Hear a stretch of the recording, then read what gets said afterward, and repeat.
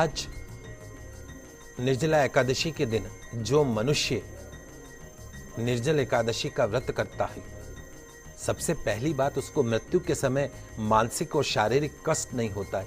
आप अक्सर देखते हैं लोग मृत्यु पाने के लिए तड़पते हैं, कहते हैं कि हे भगवान अब तो मौत दे दे, अब तो मौत दे दे, लेकिन मौत है कि आती नहीं है, कितने शरीर को कष्ट देती है।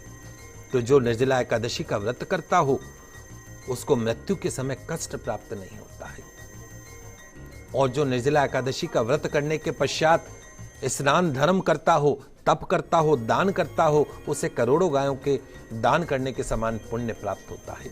पक्षियों के दिन, आज के दिन जो व्यक्ति पक्षियों को जल अर्पण करता हो उसे कभी भी संकटों का सामना करना नहीं पड़ता है।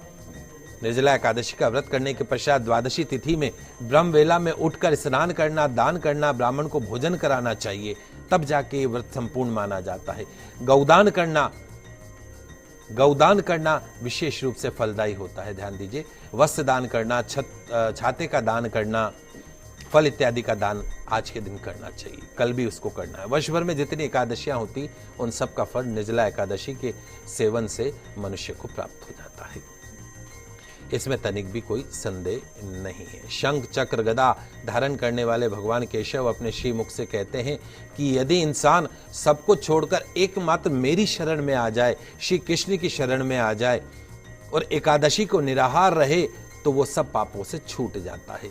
एकादशी व्रत करने वाले पुरुष के पास में विशाल काय, विकराल आकृति वाले, काले रंग वाले दंड पाशधारी भयंकर यमदूत नहीं आते हैं।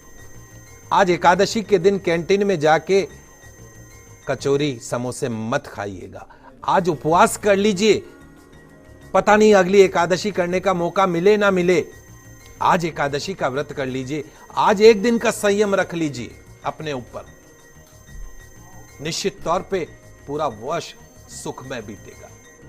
अंतकाल में पीतांबरधारी, सौम्य स्वभाव वाले, हाथ में सुदर्शन धारण करने वाले, मन के समान वेगशाली विष्णु दूत आखिर वह उस वैष्णव पुरुष को भगवान विष्णु के धाम में ले जाते हैं जिसने एकादशी का व्रत किया हो। निर्जल एकादशी को पूर्ण यत्न करके उपवास करना, श्री हरि का पूजन करना, स्त्री हो पुरुष, यदि उसने मेरु पर्वत के बराबर भी पाप किया हो तो वो सब एकादशी व्रत के प्रभाव से भस्म हो जाता है। मनुष्य निर्जला एकादशी के दिन स्नान करे, दान करे, जप करे, होम करे, पितरों के नाम के निमित्त तर्पण करे, सब अक्षय होता है।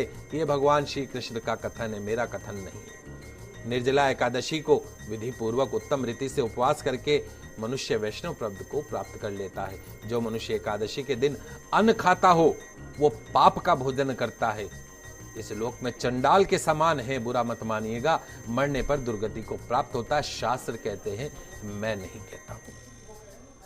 जो ज्येष्ठ मास के शुक्ल पक्ष की एकादशी को उपवास करके दान करता है परम पद को प्राप्त करता है। जिन्होंने एकादशी को उपवास किया वे ब्रह्म हत्यारे, शराबी, चोर, गुरुद्रोही होने पर भी सब पातकों से मुक्ति पा जाते हैं। जल में शयन करने वाले भगवान विष्णु का पूजन करना, जलमयी धेनु का दान करना अथवा प्रत्यक्ष धेनु या घृतमयी धेनु का दान करना उचित माना गया है। दक्षिणा, भांति भांति के मिष्टानों के द्वारा ब्राह्मण को भोजन कराना, संतुष्ट कराना, ये शुभ माना गया है। एकादशी के दिन अन्न, वस्त्र, गौ, जल, शैया, सुंदर आसन, कमंडल, छाते का दान करे। जो शेष तथा सुपात्र ब्राह्मण को जूता दान करता है, सोने के विमान पर बैठकर स्वर्ग लोक में प्रतिष्ठित होता है।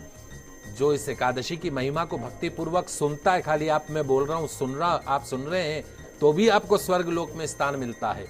इसलिए आप सभी दर्शकों से निवेदन करता हूं कि ज्येष्ठ मास के शुक्ल पक्ष की निर्जला एकादशी का व्रत करिए, आपको समस्त एकादशियों के व्रत का फल प्राप्त होगा, इसमें कोई संदेह नहीं है।